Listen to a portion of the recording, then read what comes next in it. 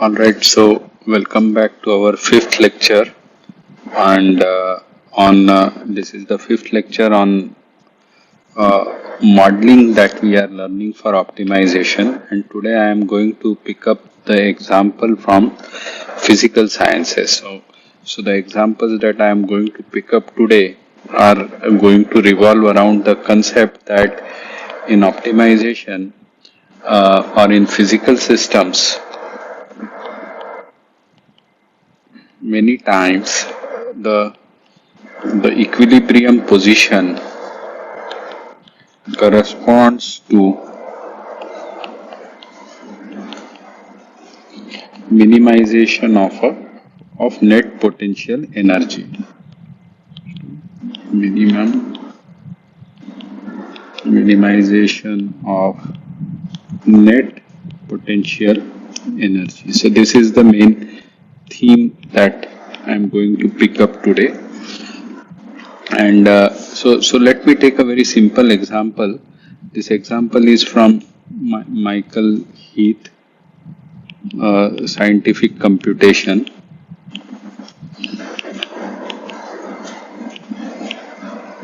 An introductory survey.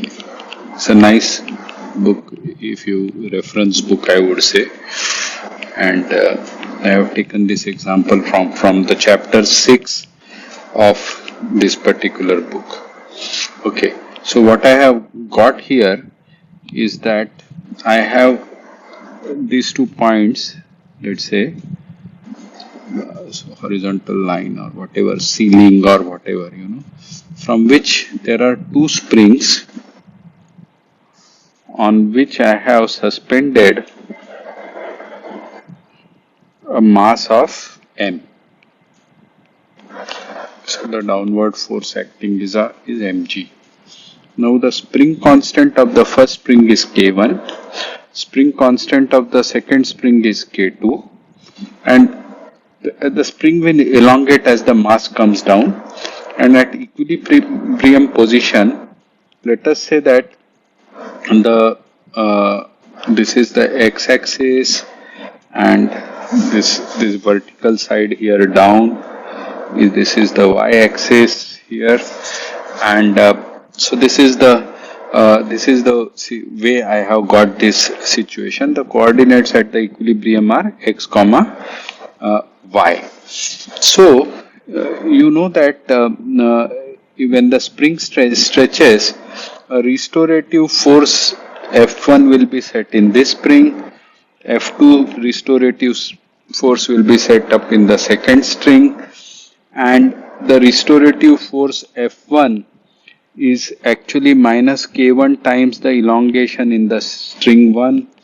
The restorative force F2 is minus K2 into the elongation in the string S2, and at equilibrium, the net force acting on this mass should be 0. So therefore, this summation of these 3 should be equal to 0.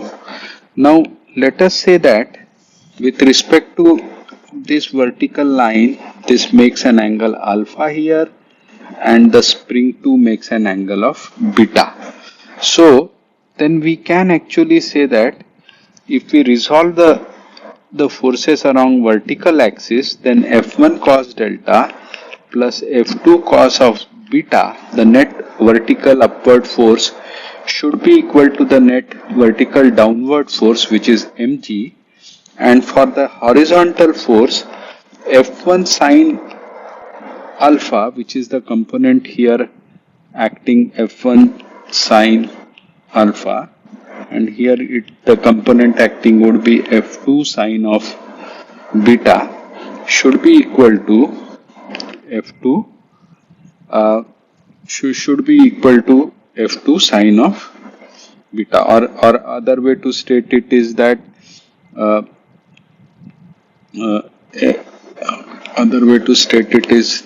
F1 sine alpha plus F2 sine of beta should be equal to 0. I'm sorry. f1 sine of alpha should be equal to, I already said that this should be equal to f2 sine of beta. Now I want to show that this is same as the same answer you will get if you minimize the net potential energy of this system. Okay, so this is my optimization problem, and the answer x star y star, which can be written as argument of the minimum of v of x comma y, will satisfy, will essentially give me these two expressions above. So let me first write the net potential energy of the system. So the first spring will have a potential energy of half of K1 into delta S1 square, where delta S1 is the elongation in the spring 1, plus half of K2 into delta S2 square. And since the mass has slided down, its gravitational potential energy reduces by minus mgy. So this becomes the net potential energy of this system, and I have to minimize v of x comma y. This is the job that I have to do. Okay, so what is delta S1? That's the first question that is going to come to your mind. So you can see that if xy is the coordinate of this mass, then by Pythagoras theorem, the square of this x1 square plus y2 square under root of that is the new length of the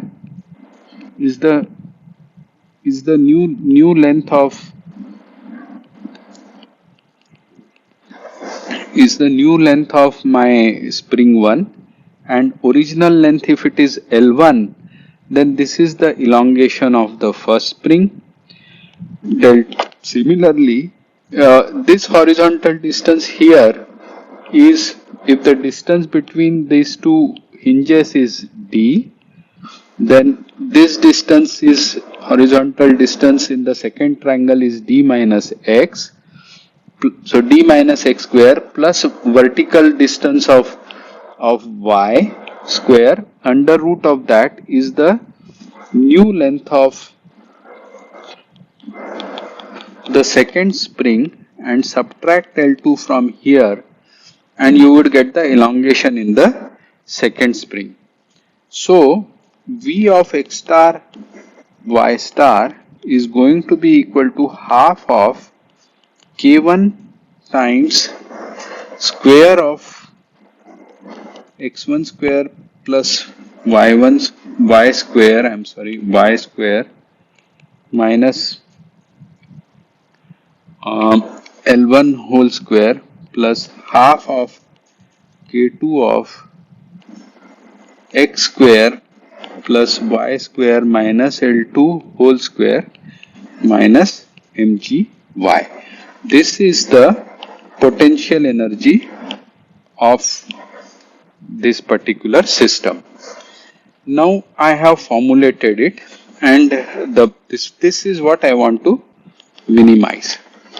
Now I am going to jump a bit and also solve this optimization problem.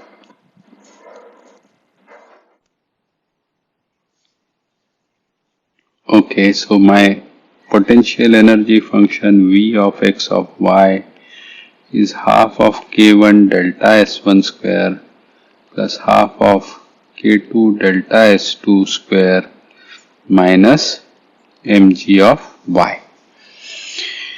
So at optimality, and I am here jumping a bit, the partial derivative of this potential energy with x and with y at x star y star, which is the equilibrium position, should be equal to 0. In other words, unconstrained optimum or minimum is always a stationary point. Many of you know it, and if you don't know it also, no issue, just just come to know of it now that it has to be a stationary point, and I will dive deep into it later on anyway. But I just want to show now that this requirement that the unconstrained minimum is a stationary point essentially translates to that equilibrium net force acting on the mass m to be equal to 0. So when I take partial derivative of v with respect to x, I am going to get this as first term as k1 delta s1 into partial derivative of delta s1 with respect to delta x. I am doing a chain rule application into partial derivative of s2 with respect to x minus of partial derivative of mgy with respect to x is going to be 0. So therefore this is to be equal to 0. Partial derivative of this with respect to y is going to be k1 similarly delta s1 with respect to delta y plus k2 delta s2 into partial derivative of delta s2 with respect to delta y, and now here partial derivative of minus mgy with respect to y will be minus of mg, and this should be equal to 0. So it is clear to you now that we need to show that delta S1 with respect to delta X is, okay, before even I say that, I'll write that sine of alpha, delta S2 with respect to delta X is sine of beta, and delta S1 with respect to delta Y is cos of alpha, and delta partial derivative with respect to S2 with respect to Y is cos of beta. This should be minus sine of beta. Why do I say that? Because you see this one here, k1 delta S1 is F1, is it not? F1 is k1 delta S1 and F2 is k2 delta S2. So the moment you replace this here, you replace this term here with F1.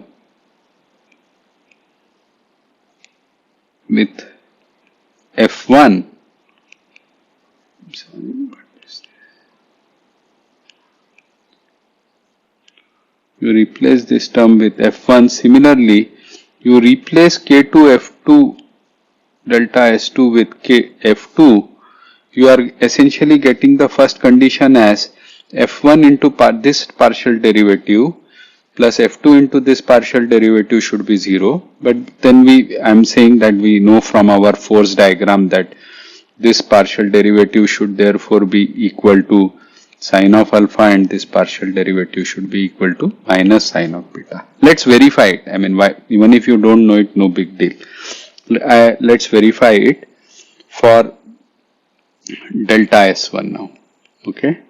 So this is going to be under root of x square plus y square minus of L1, which is same as L1 is a constant, so which is same as partial derivative of x square plus y square, which is same as half of under root of x square plus y square into 2 of x, which is x by under root of x square plus y square.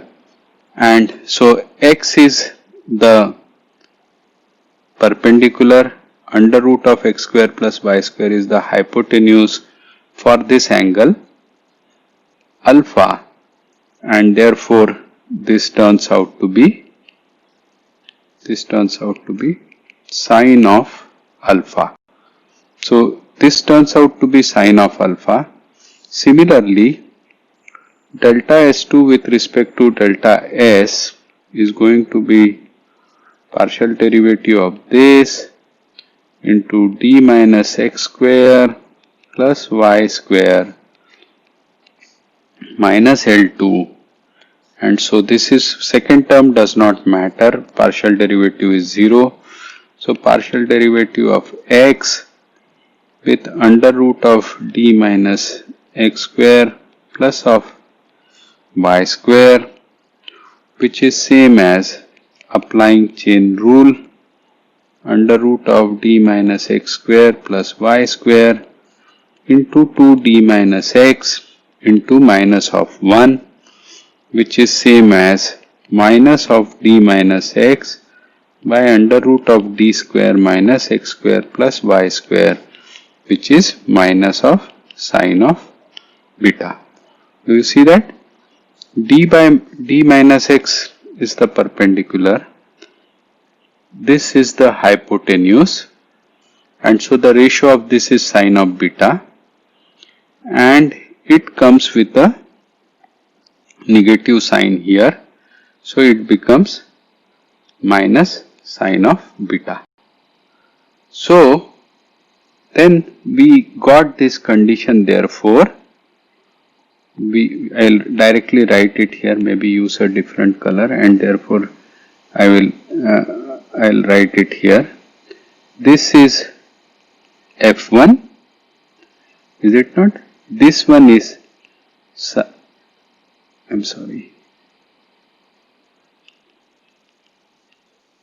this is F1 sine of alpha plus F2 minus sine of beta should be equal to 0, or the first condition is derived, equal to sine of beta. The net horizontal force F1 sine of beta should say sine of alpha should be equal to F1 sine of alpha should be equal to F2 sine of beta. Now we need to worry about the net vertical force to be equal to 0. So we are going to look into, we need to derive that condition from this by setting this partial derivative of the potential energy to 0, or in other words, we need to derive this condition as K1 delta S1 into partial derivative of this with respect to y plus K2 delta S2 into partial derivative of S2 with respect to y minus of mg should be equal to 0. So what is the partial derivative of this with respect to y? This is nothing but under root of x square plus y square minus of L1, which is same as, I think now you can see that this is same as y square by under root of x square plus y square, which is same as cos of alpha. Why? Because this is x, this is y, this is my alpha. Is it not? And delta S2 with respect to partial derivative of delta S2 with respect to y is partial derivative of d minus x whole square plus y square minus of L2. So again, this is second term will not give any partial derivative, and I am going to apply the chain rule again. And this time, since I am taking partial derivative with respect to y, a minus 1 like that would not come here. Minus x comes, but y always comes as plus y square. So therefore, this is y divided by under root of d minus x whole square plus y square. So you have this here d minus x, this is y, and this is beta, and this is under root of d minus x whole square plus y square. So therefore this is nothing but equal to cos of beta. So because this is now equal to cos of beta, because this is now equal to cos of beta, so I get delta V with respect to delta Y equal to 0 condition as F1 cos of alpha plus F2 cos of beta minus of Mg to be equal to 0. This is, remember, this is F1. Remember, this is F1. We showed this as cos of alpha. This is F2. We showed this as cos of beta minus of Mg equal to 0. So the net vertical force also acting on it is 0, and that completes this derivation. Okay, so you must be thinking that previous problem that I discussed was the minimization of potential energy and overkill, because we could directly derive it, the equilibrium condition, from the Pohrs diagram. Probably yes, but that's why I have picked up this next example from molecular biology, where I am trying to show you that actually this is indeed a good approach and we may need it. So this particular thing I have picked up from this monograph on numerical optimization, theoretical and practical aspects. And the problem is here to determine the geometry of a molecule. So it has applications in pharmacy, biochemistry, etc. And interesting, molecules will have about, say, 1000 atoms easily, so it is going to find the geometry of it is going to be a non-trivial task. There are experimental methods like X-ray crystallography, nuclear magnetic resonance or NMR, which can give you initial estimates of the position of the atoms in the molecule. Sometimes nothing may also be known about it. Sometimes you have experimental data and you want to refine it. Now the choice of methods depends upon, as I said, I have mentioned this, that you need to refine the existing structure, for example. So the key principle here is that the position of the atoms in the space will be such that the associated potential energy is minimum. But in this case, the potential energy will have many components. Even in the case of the previous problem, you saw that there was a potential energy component which was related to the stored potential energy in the spring system, and then the gravitational potential energy. So there was half kx square and an mgh. Two components were there. Similarly, even here there will be multiple components. Now let's say that n is the number of atoms in the let's say that n is the number of atoms which is, say, 1000 or so, and xi, the position coordinate in the space, would have three components, is it not? So so xi will be of from r cube in the spatial position and of the ith atom. And so if you look at the n atoms, then x1, x2 to xn will come from r to the power 3n. So that means if I have 1000 atoms in a molecule, then this x vector here is going to be of the dimension r to the power 3000. So now it's a huge problem. Now you see that the problem has really become huge. And I am going to show, like in an optimization problem, the standard way, f of x is the objective function, which is the associated potential energy or the conformational energy, which I want to minimize. Now this potential energy has three components.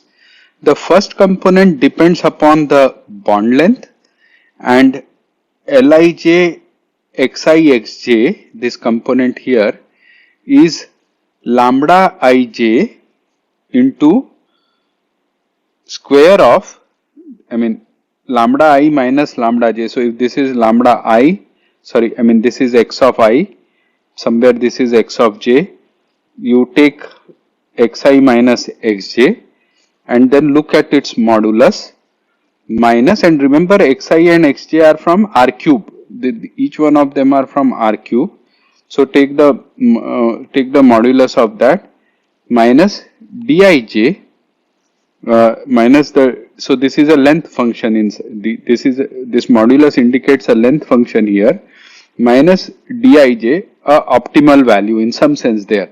That means if this number, this bond length was dij, then the bond energy component will be 0, but if it is any different, then the bond energy component increases in square proportion to this. So it, at dij value, this is dij value, it reaches 0, and other places it increases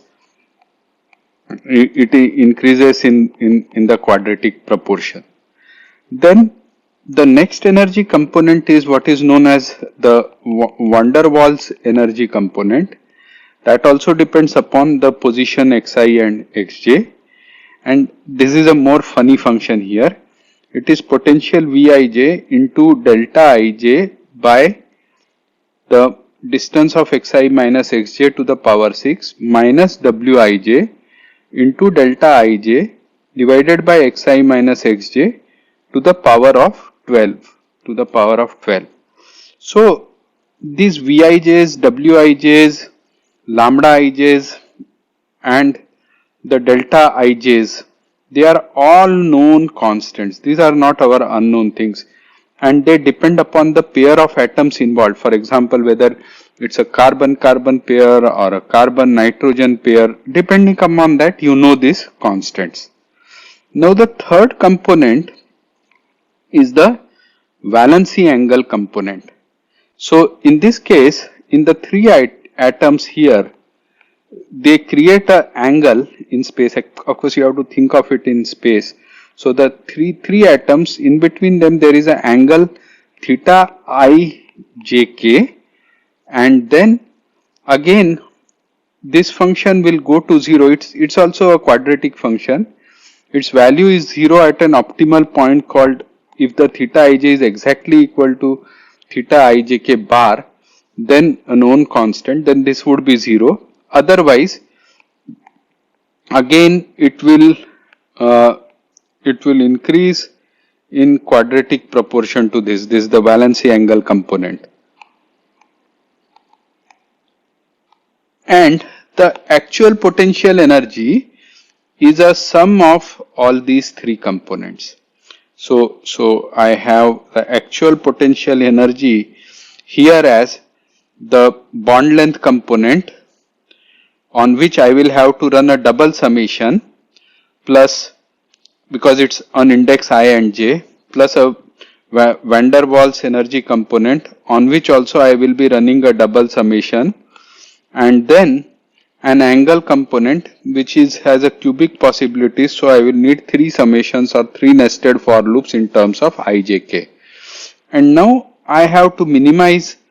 When I minimize this function, usually if I am trying to refine the estimate, then I will start from one starting point and use some unconstrained optimization algorithm and refine it. There could be, this is a complex function, so it could have multiple minima also. So starting randomly is not a good idea, but I could start from a nearby experimental value and then refine it to obtain the minimum.